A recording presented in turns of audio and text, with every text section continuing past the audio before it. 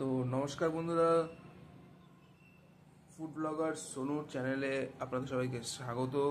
চ্যানেলের নাম আগে ছিল সোর্ট অফ ব্লগ, যেটা চেঞ্জ হয়ে এখন ফুড ব্লগার সোনু হয়েছে। তো আজকের মেনু হচ্ছে বার্গার। তো বার্গারের এই যে হচ্ছে বার্গারের উপরের ব্রেডটা, এটা মাঝখান দিয়ে স্লাইস করতে হবে। তো স্লাইস করার পরে এটাকে এই যে মাখনটা দেখছেন আমুলের, তো মাখনটাকে দিয়ে এটাকে ঠিকঠাক করতে হবে, ফ্রাই করতে হবে আর কি। ফ্রাই বলতে ঠিক ফ্রাই না, একটু সেঁকতে হবে আর কি।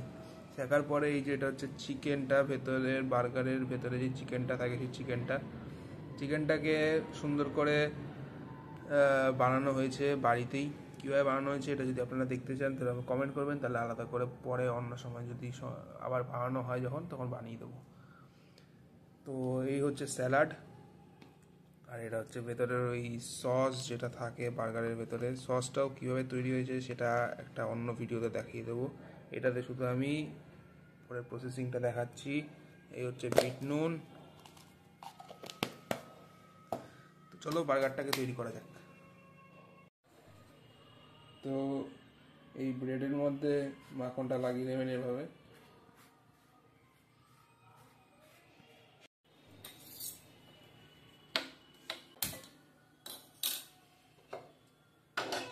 तभी दोस्तों देखो इस तरीके से आप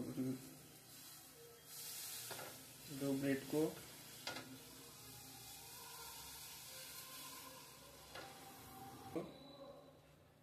सेकते হবে।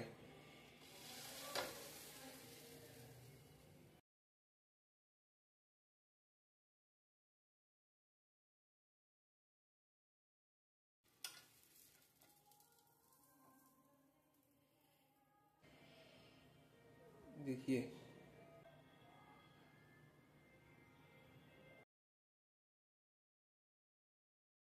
তো দেখুন ব্রেডের কালারটা একটু পাল্টে গেল, হলদে হলদে ভাব এসে গেল, সুন্দর লাগছে দেখতে। এরপর এই যে নিচের ব্রেডটা আছে, নিচের ব্রেডটার মধ্যে একটু সসটা লাগিয়ে নেব।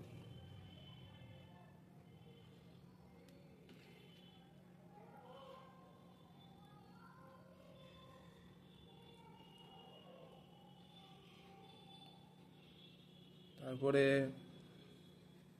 এখানে পেঁয়াজগুলো সুন্দর করে দিয়ে দিই।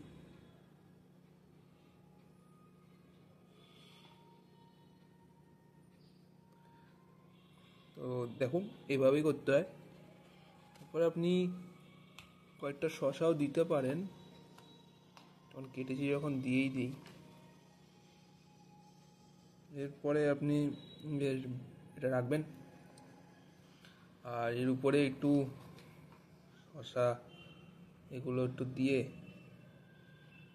ঠিক আছে, এগুলো দিয়ে এটাকে উপরে একটু বিট নুন ছড়িয়ে দিলে খুব ভালো লাগবে খেতে।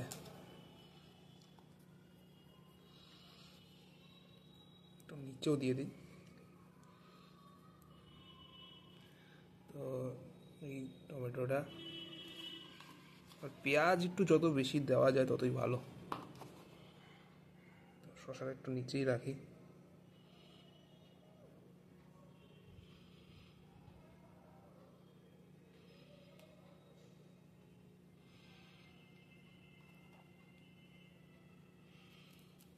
বেশ, ফাইনালি আমাদের বার্গার তৈরি হয়ে গেল।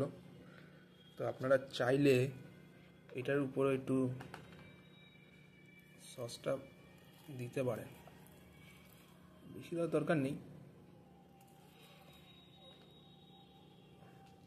তো ফাইনালি আমাদের বার্গার রেডি, ঠিক আছে। এবার একটা বাইট নেওয়ার বাকি।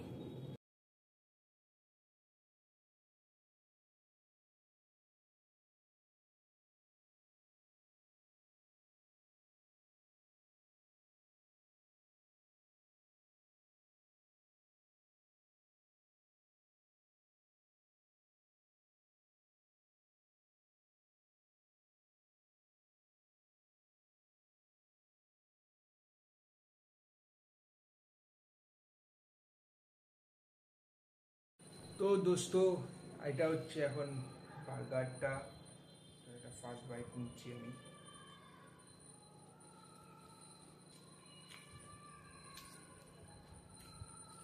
খুবই ভালো।